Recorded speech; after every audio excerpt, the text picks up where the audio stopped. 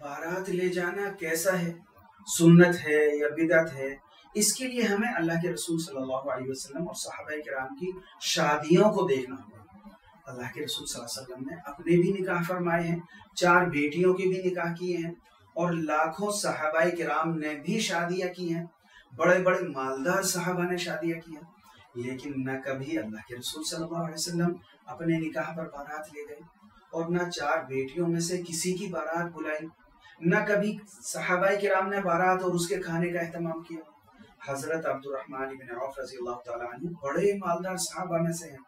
एक बार अल्लाह के रसूल सल्लल्लाहु अलैहि वसल्लम ने उनके कपड़ों पर शादी का रंग देखकर फरमाया, ये क्या है? उन्होंने कहा, या रसूल अल्लाह, मैंने शादी की है। आपने फरमाया, वलीमा जरूर करना। अब यहाँ जो बात देखने की है और समझने की है वो ये है, अल्लाह के नबी को भी पता नहीं कि मदीने में निकाह हुआ है। इतनी सादगी के साथ निकाह की तकरीब सहाबाए किराम के यहाँ होती थी रज़ी